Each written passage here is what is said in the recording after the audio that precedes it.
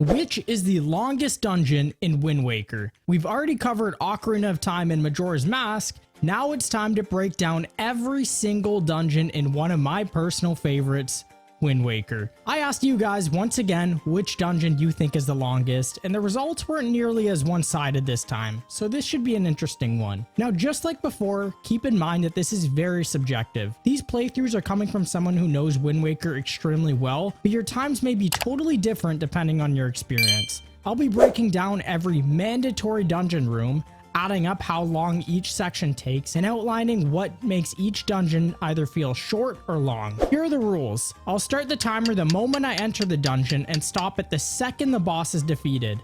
I won't be going out of my way for every optional chest, so not every single map and compass, but if a chest is right in front of me, it is fair game, and there are lots of Joy Pendant chests in this game that I will be going after. No glitches, just straightforward runs with solid game knowledge. I'll also be playing on the original GameCube version, though the time should be nearly identical on the Wii U HD remaster. I just personally prefer the original. Before we get into anything, let me know your predictions in the comments and we'll see how accurate you were. Alright, let's kick things off with the first dungeon in the game, the Forsaken Fortress. But the Forsaken Fortress is actually a weirder dungeon that you enter twice in the game. So for this video, I'm simply going to be timing both of them as usual and then adding up both their times for the complete time. So let's start with the first visit. Another thing too, guys, for this first visit, there's no boss or anything, so I'm basically going to stop the timer the second I enter the last door. We can start by grabbing this barrel to sneak around. We're going to quickly take a sharp right, being careful not to get caught and walk up this stairway. You have to be patient here. Alright, time to ditch the barrel and run to our first room to the right. This chest ahead is the map, so let's continue on to the next door. Take a left and up the ladder. This is the only searchlight that's required to stop, so we're going to go ahead and kill this guy quickly and head back to the start of the dungeon. Now let's go straight ahead to the next door and to our second room. The chest to the right here is just a compass, so let's just swing across and jump across the gap and head back outside. Let's ignore the left and the right and just head straight to the third room. Simple room once again.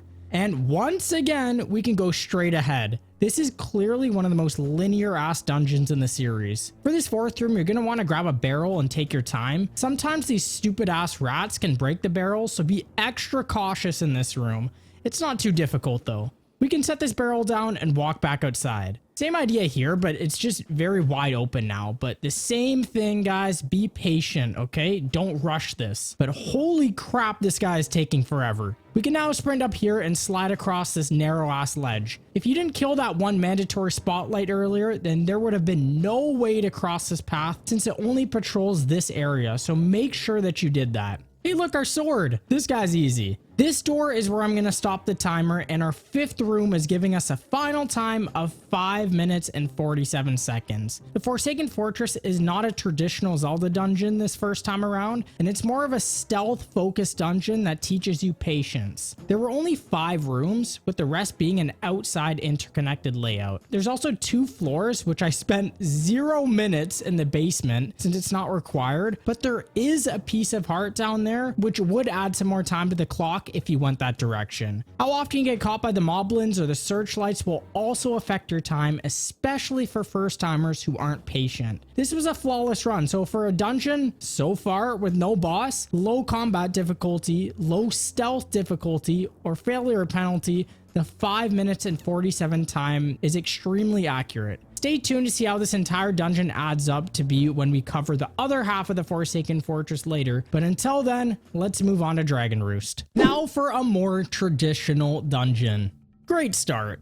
Well, we can first pull this block to the left to see what the first room entails. Kill these 2 bokoblins and grab one of these torches to light one of these torches and grab our first key. The second room and the main room is actually very linear, so let's just continue on through this path. At the end of the bridge, we can blow up this boulder and enter the third room. These water pots are going to be used a lot in this game. Just throw them in the lava and voila, we can make it across. The dungeon map is just to the left, so I'm just going to leave it. Can we make it up here without this chew jelly owning me every single damn time?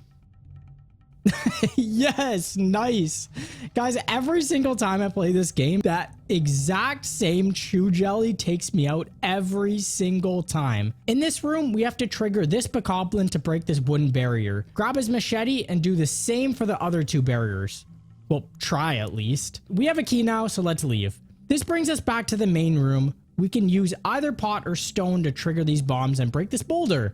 This may take a couple tries. With the key in hand, we can now use it in this room. Once again, we can steal the bokoblin's torch, break the barrier, and step on the switch to open the door. This brings us outside. Still extremely linear, so just work your way up until you reach a bomb to blow up the boulder and head back inside. Pull these 2 blocks for a more annoying room. These damn rats will steal your rupees if you aren't careful. And in this game, you need a lot of them, so try really hard to avoid them, guys. This chest is the compass, so we're just gonna go ahead and light this torch and throw it across the room. That is so damn satisfying every single time.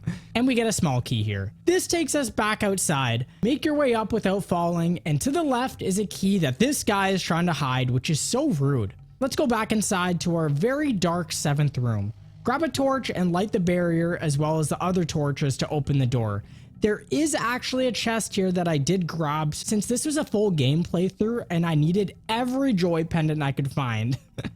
You guys will understand if you've beaten this game. Back in the main room, linear once again, you'll be forced into a bit of combat here by killing a bokoblin, but check the pots, some are good at hiding. And we're not done here. There's one in that pot on the shelf, so I like to throw this.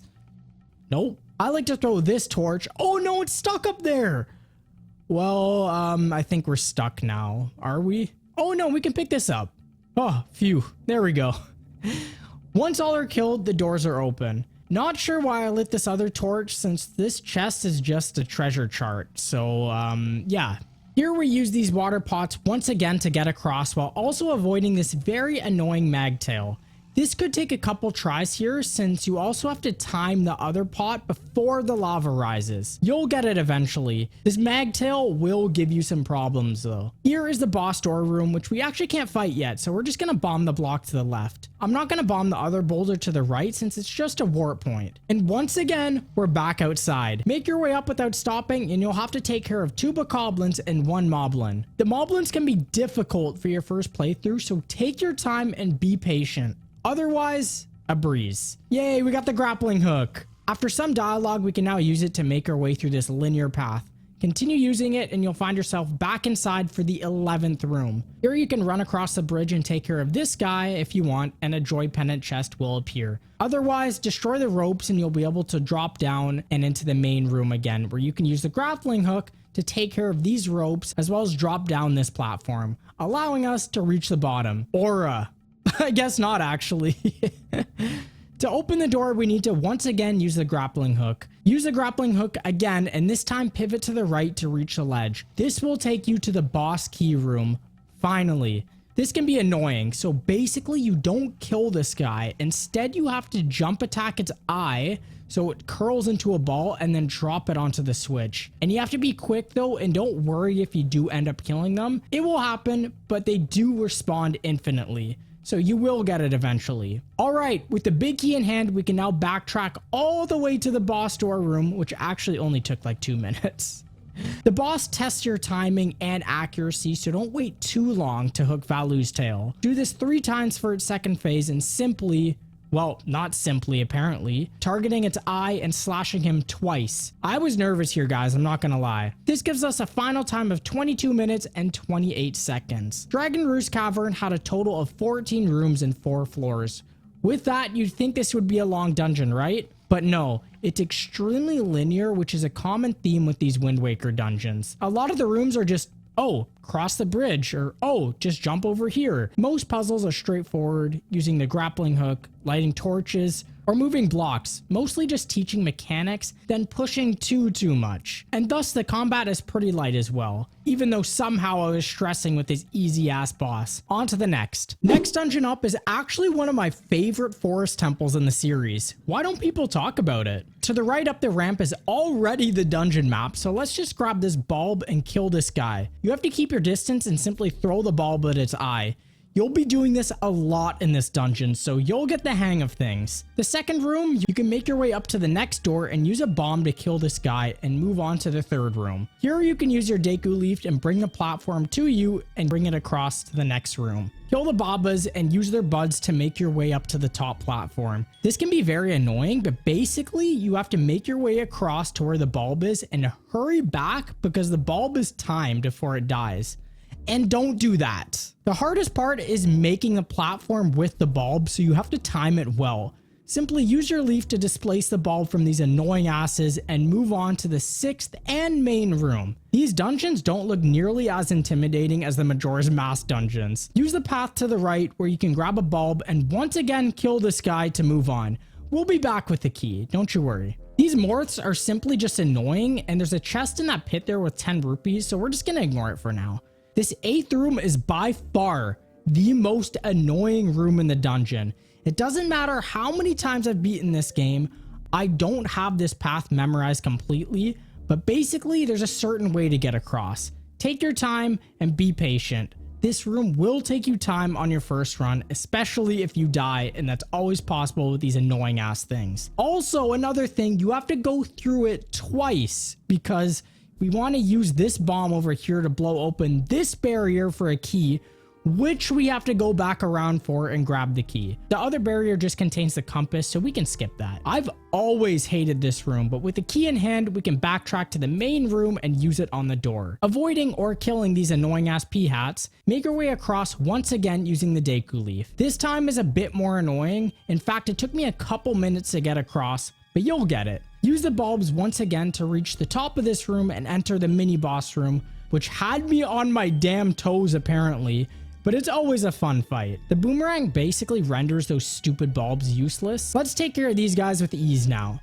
Clear a path with the boomerang and simply make your way to the other side, getting a Joy Pendant if you please. Back in the main room, we can use the boomerang to access the lower floor. Nice! Simply deal with the morphs to make your way to the next room where I'm gonna grab this chest for 10 rupees because why not? You can then bring this platform down and not worry about the room to the left since it just leads to a treasure chart. Instead, continue to make your way across the water and into the big key room where you have to hit all the targets with one boomerang throw. This might take a couple tries. Then you have to deal with 2 moblins. Very, very difficult as a kid, but otherwise you should have no problems here. Once you get the big key, you can leave this room from the top exit and make your way back to the main room on the first floor. We can now open this door for our 16th room. These 2 Mothulas are a breeze and once defeated, leave a nice Joy Pendant. In the boss door room, you can break some of these for some fairies or hearts, but I'm gonna go right into it. This boss, while weird, is actually one of my favorite bosses in the game. Just destroy all of its arms and the main flower will open to get some slashes in. You have to be quick and don't be greedy, otherwise this will happen. Repeat, and this guy is easy. Now that was so damn close. What the actual hell? The final time was 17 minutes and 30 seconds. The Forbidden Woods had 18 rooms and 4 floors with 1 basement. So this basically means that more rooms does not necessarily mean longer. This was another very linear dungeon and not very difficult at all. Sure, there were a couple of rooms that were annoying to handle, but otherwise this is a dungeon that won't take you much time at all, even for first players. I won't be surprised, guys, if this is the shortest dungeon after all of them. Like Dragon Roost, there were just lots to get to the other side rooms and didn't require much thinking. Regardless, I still love this dungeon, but on to the next. Another strong dungeon in this game. We begin the dungeon with the King of Red Lion, so let's branch off to the right first and lay an Armo statue on the switch to open the door to the second room. Here you'll be introduced to some very annoying electric choo-choos. Stepping on this switch will create a nice bridge, so simply move a block on it and wait for the water to lower. You can pick up the statue and leave the room. Place it down here to open the gates to the third room. Let's go there. This room can be very annoying. You'll notice if you try to use the pre-placed blocks to get to the other side that there's this one block that's slightly too close. So what we have to do is move it a bit further away, and this should now allow us to bring the torch across the water for a nice key. Ignore the choo-choos and make your way back to the main room where we can now explore the left side. A simple bomb will do here. The room at the top just contains the compass, so we're just going to ignore it, but here I lit these 2 torches for a chest that contains a Joy Pendant. In this fourth room, there's no running from these electric choo-choos now, so they're easily taken care of with the boomerang. The raising of the water is super annoying here though. Once done, simply grab the statue and wait for the water to lower and leave. Place the statue on the spot opposite of the compass room, which allows for further dungeon progression. Honestly, I just swam here.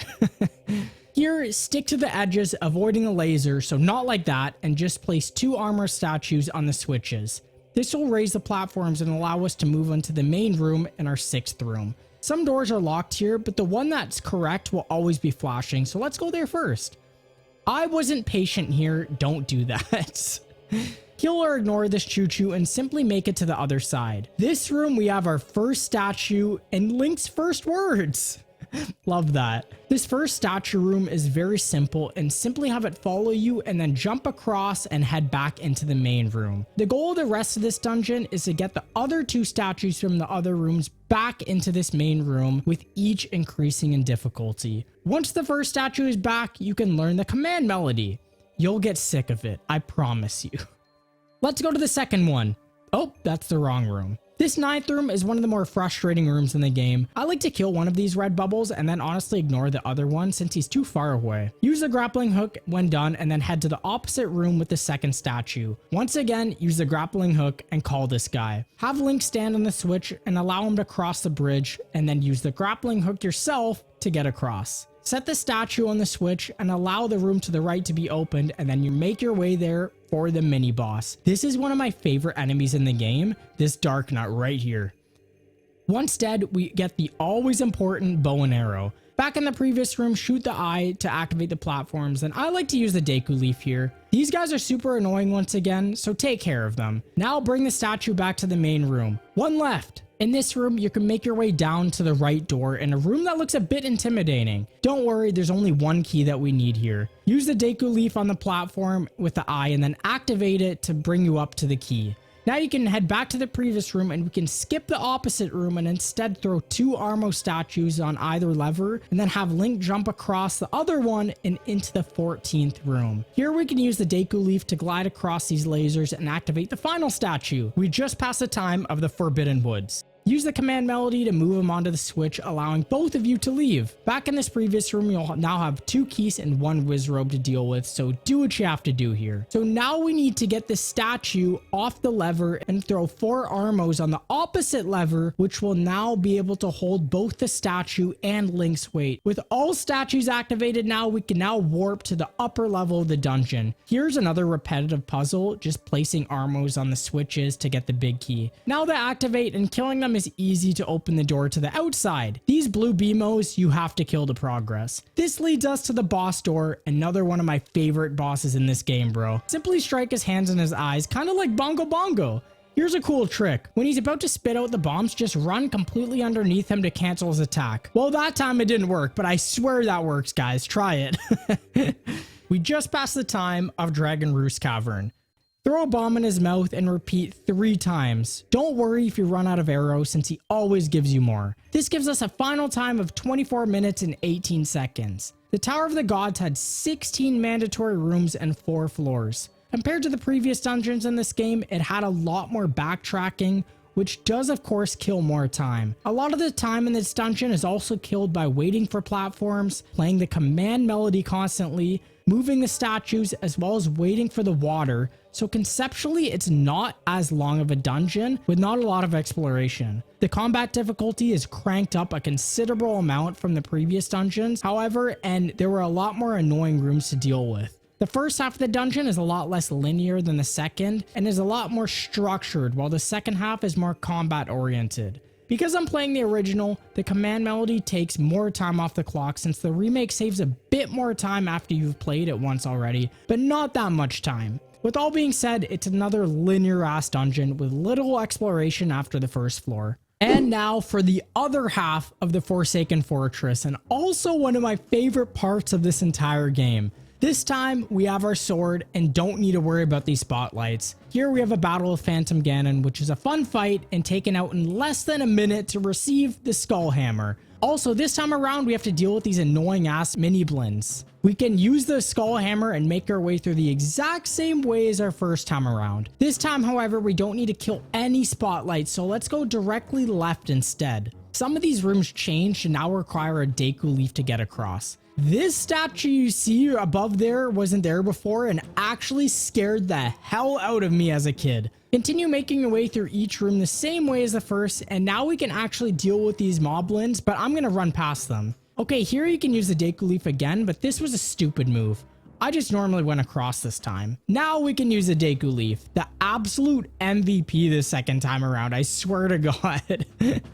Also, if you try to normally get across here without killing the spotlight, you'll get killed with bombs. So either use the Deku leaf as a shortcut or take out the same spotlight as before. Here we can open the door for a 3-minute cutscene before facing off with one of the best bosses in the game. Just make your way up and don't be slow. At the top, simply hit him with the skull hammer, which leads us to round 2. Here you just basically want to bait him into smashing his beak into the ground and then hit him with the hammer. We just passed the time of the Forbidden Woods. Eventually his helmet will come off and you can rinse and repeat until defeated, giving us a final time of 12 minutes and 38 seconds, which including the first time around gives us a total Forsaken Fortress time of 18 minutes and 25 seconds, being less than 1 minute longer than the Forbidden Woods time. This second time around, you should know exactly where to go and there's zero stealth involved this time. Instead, it's more combat oriented with Phantom Ganon and the Helmarok King. Getting to the boss room took less than 5 minutes, so actually faster than the first time, but most of the time was spent with dialogue and the boss fight. Okay, here's a hot take. Everyone seems to love this dungeon, but I feel that it's a bit overrated. I'm gonna leave it at that. We'll be using Medley's flying quite a bit in this dungeon. This second room looks a bit daunting, but let's just head up the stair to the left, use Medley to get across the gap, and play the command melody to send Medley to the other side. So now both of you are stepping on the switches. This next room, we need to kill all the choo-choos, including these dark ones, which can only happen if they solidify. So you need to play the command melody and then use Medley's instrument to reflect the light at them. Pretty easy though, and this chest here is just a treasure chart, which will appear if you shine the light at it too. But let's just ignore it and move on. Really cool looking statue here. To open the door on the right, we have to use Medley's harp on this fog here, so we can then use our skull hammer on the switch. The fog basically renders any weapons useless and is a jinx, so you have to be quick here. Climb the ladder on the left side of this room and then move the block so the light appears. The locked door ahead just leads to a Joy Pendant, so we're just gonna ignore it now. And instead shine light on this chest, which contains a key. We can now use the key on the opposite door of the main room. You'll notice some light coming through the curtains to the left, so let's shoot a fire arrow. We can now solidify 2 of these guys and quickly make our way to the top of the stairs. This may take a couple tries, guys. Pushing this block down will open the door. Here I actually did forget Medley and had to go back for her. These floor masters can be very annoying, but act quick and take them out. Don't let them grab Medley, she'll be taken back to the main room. Take control of Medley and get rid of this statue as well as the bricks on the left indicated by the yellow symbol to reveal another block. The ones on the right just lead to a warp pot. Not sure why I placed this block here because this chest is just the compass. Place the other blocks in place to open up the next room, and now it's okay to leave Medley behind. This 8th room is a bit combat heavy and there's no avoiding it. Let these pose take control and just stand there, honestly. There's nothing else you can do here. Once everything is gone, the doors open up and we can take the left door. There's a key on the rightmost gravestone, but you have to kill all these terrifying ass redeads in order to leave this room. These are the scariest Zelda redeads, I think. Now for the mini boss. Actually a very annoying mini boss. Once you kill one, you have to do the exact same for the other 2. Can be annoying, but very beatable. Now we get the mirror shield. Another great design here. We can now use the mirror shield to shine light ourselves and not always having to rely on Medley. Before I left this room, I just grabbed a quick Joy Pendant to the left. Take Medley and head back to the main room. Here we can play the command melody and shine light at each of the moons, turning them into suns and opening the pathway below. This is a really cool puzzle here. Just cross this bridge avoiding the blue bubbles and play the always nice Earth's God lyric to open up the 12th room. Here we can clear the statue blocking the left room and head right in. Honestly guys, this room seems more difficult than it actually is, but just run across here and don't stop. Move the mirror and hit the switch for light and then make your way back to the previous room. Let's head to the other side now. Here, just keep moving straight once again and grab a chest containing the key at the other end. If you would like to grab a Joy Pendant in this room, then kill all these floor masters, but I'm just going to leave it at that. Let's open the locked door at the top of this room with Medley. This room is always annoying. We just passed the time of the Forbidden Woods. Basically, you have to shine light in a very specific area with Medley and then use Link's shield to reflect again to the statue on the right while also not being too close to summon Medley. This might kill some time here. This was always a really annoying room, but it's not that bad. We just passed the time of the Forsaken Fortress. Here, run straight to the right, avoiding the falling tombstones, and play the Earth's God lyric. Across is the boss door, but we still need the big key, so make your way to the bottom of the staircase. Not like that. And this is the most annoying and time-consuming room of the dungeon. The mirror room. Start by pressing the top switch with Medley to activate the light. Now move the first mirror into place. Shine light at this statue and then move the second mirror into place. We just passed the time of Dragon Roost Cavern. Now we need Medley to shine light in this corner and then use Link to finish the job, revealing the fourth statue. At the other side of the room, the fifth mirror can easily be moved as well. We just passed the time of the Tower of the Gods. Once again, use Medley to shine light on this side wall and then use Link to reveal the sixth mirror. This is probably the hardest mirror to get. And that's all of them. The room to the left just honestly leads to a treasure chart, so let's just ignore it. We can now use Link and Medley to shine light on both moons to open the way for the big key. I recommend taking out the Dark Nut before summoning the blue bubbles for an easier fight. With the key in hand, we can now make our way all the way back to the big key room and use Medley to fly all the way across. This is perhaps my least favorite fight in this game, and I'm doing this without the Hurricane Spin, which makes this fight much longer. If you have the Hurricane Spin, you'll save a couple minutes here, guys. Like, this gets really repetitive. The final time was 33 minutes and 24 seconds, making it the longest dungeon so far, with the largest amount of mandatory rooms with 19, as well as 1 floor and 2 basements. The Earth Temple is slightly less linear than the previous dungeons and has a moderate puzzle difficulty, which will take time trying to position both the harp and shield just right to make use. It's also loaded with floor masters, which will obviously kill more time should you or Medley be picked up by one. Thankfully, it didn't happen here. Once again, a lot of time is spent playing the command melody to control Medley even more so than the Tower of the Gods, slowing down the flow quite a bit. I would have also saved a couple minutes if I got the Hurricane Spin, but it still would have been the longest dungeon, so it really doesn't matter in the end. Overall, it's a very puzzle and combat heavy dungeon that requires you to think quick in multiple instances. And now for the most challenging and my personal favorite dungeon in the game. This time we have our buddy Makar with us. You can go ahead and plant seeds here to get an orange rupee because everyone knows what's to come after this dungeon. We can then use Makar to fly across the room and onto the switch. Switch back to Link and use the Iron Boots and Deku Leaf to fly across the room into the third room. Here we can open the way and plant 2 seeds to open the door. Once again, switch to Makar and plant each seed on each platform, opening the door ahead and losing Makar in the process. Honestly, it's a blessing in disguise, guys. Don't worry. This fifth room is the main room, and after seeing Makar trapped, we can completely ignore him and head straight ahead. Jump down and use the Deku Leaf to open the way, avoiding or killing the Floor Master. Do the same thing and you make your way up to the top again, getting a Joy Pendant if you please. The next room can be one of the most annoying rooms in this dungeon, especially if you haven't upgraded the magic meter like myself. Make your way to the first platform and step on the switch to open the way.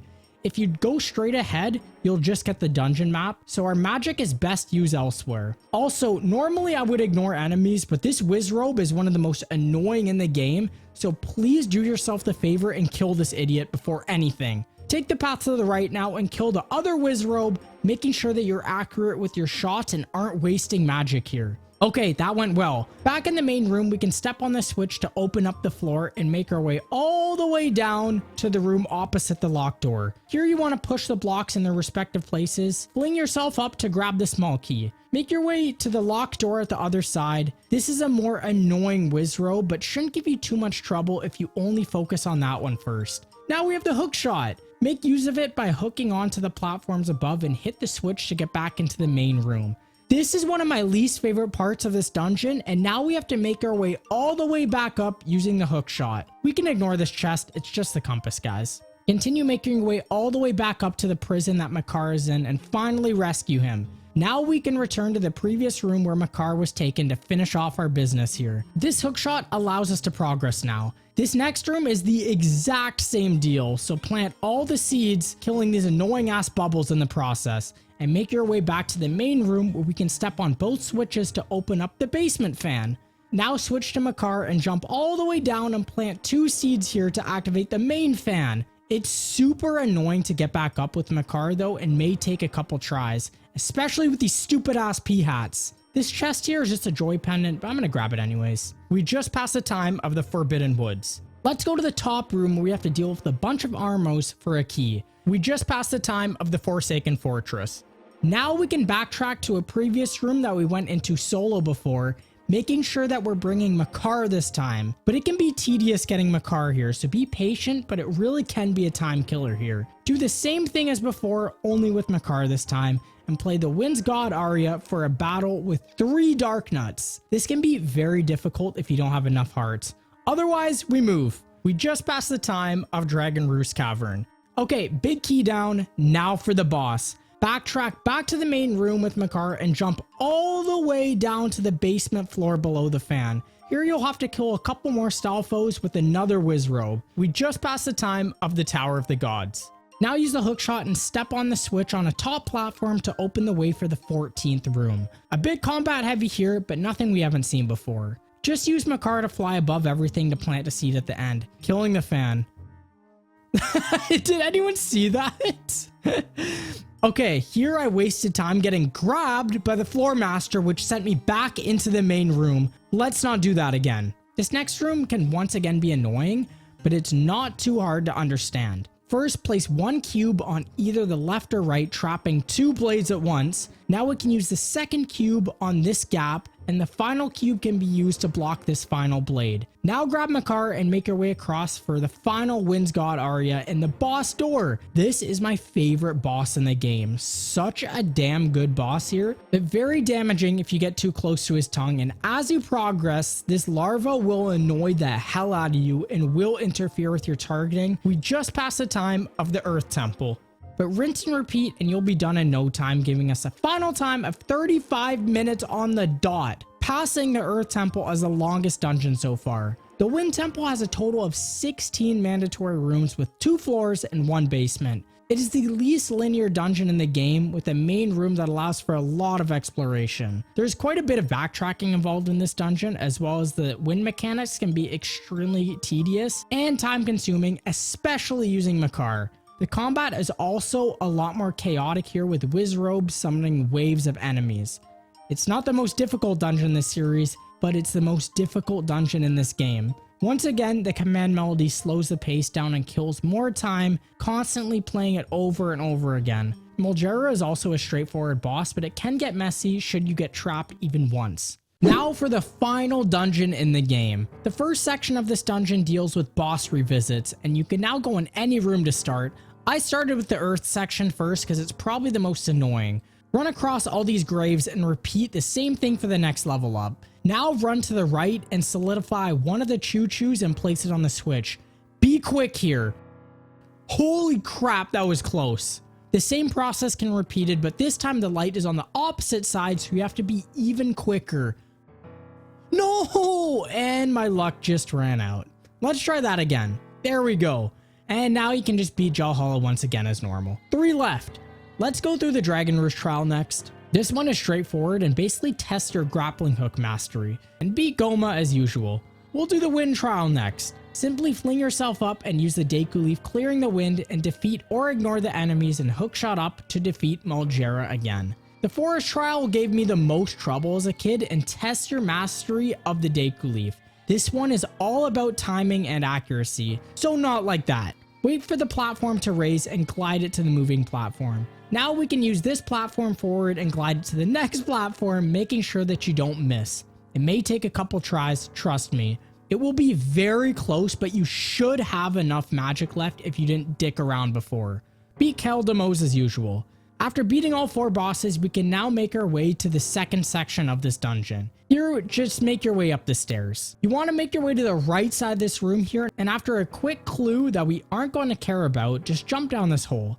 Get ready for a series of Phantom Ganon fights here. After each fight, you want to choose the door that the handle of his weapon is pointing towards. Pretty cool, I know. We just passed the time of the Forbidden Woods. There are a total of 7 Phantom Ganon fights before the light arrows and should not take you too much time due to their repetitive nature. We just passed the time of the Forsaken Fortress. After the light arrows, we can now warp back to the main room and take care of another Phantom Ganon, but with the use of light arrows this time. Use a sword and make your way forward. Here you'll wipe the floors with these guys with one damn arrow, saving so much time, leading us to the final boss. We just passed the time of Dragon Roost Cavern. Puppet Ganon doesn't take too long to kill for both phases. We just passed the time of the Tower of the Gods. Even more so the spider phase, but the final phase is probably the most difficult that can take some time if you don't time your shots well. We didn't do too bad here. After the fight, it takes a couple minutes to make your way all the way to the top for the true final fight with Ganondorf. We just passed the time of the Earth Temple. We just passed the time of the Wind Temple. Not too difficult here, giving us a final time of 37 minutes and 56 seconds, making Ganon's Tower the longest dungeon in the game, beating out the Wind Temple by less than 3 minutes. Guys, honestly, in my opinion, this really isn't the longest dungeon in the game. The cutscenes and dialogue are what made it the longest dungeon, but from a raw dungeon time standpoint, the Wind Temple is still the longest. Ganon's Tower has a low puzzle difficulty, using puzzles that we've seen before from earlier dungeons, but high combat difficulty. It's a dungeon that instead focuses more like a final exam of everything the player has learned from boss refights to the Phantom Ganon maze. I would say that the Phantom Ganon maze in particular is the longest part of the dungeon and has the potential to make the playthrough longer if you don't know which door to take. And this is the final dungeon ranking from longest to shortest.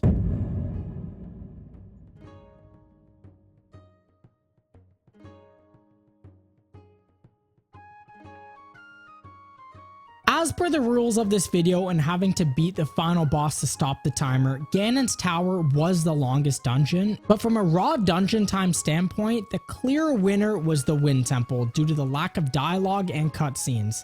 Each dungeon in Wind Waker shared a common issue: they were too damn linear. Adding up the times from each dungeon, it took a total of 3 hours and 9 minutes. So for a roughly 10-hour game, 32% of your time is spent within the dungeons, which is crazy to me, because more than half of the game and the other 68%, which is a lot, is just spent sailing and exploring, which is absolutely mind-boggling to me once you actually put the times in. On average, each dungeon took 27 minutes to complete, making them on average longer than Ocarina of Time and Majora's Mask dungeons. Thank you guys so much for watching. Let me know any comments or surprises about anything here. Next time in this mini-series, we will be going through and timing every dungeon in my personal favorite game, Twilight Princess. It's going to be a good one. Stay tuned and take care.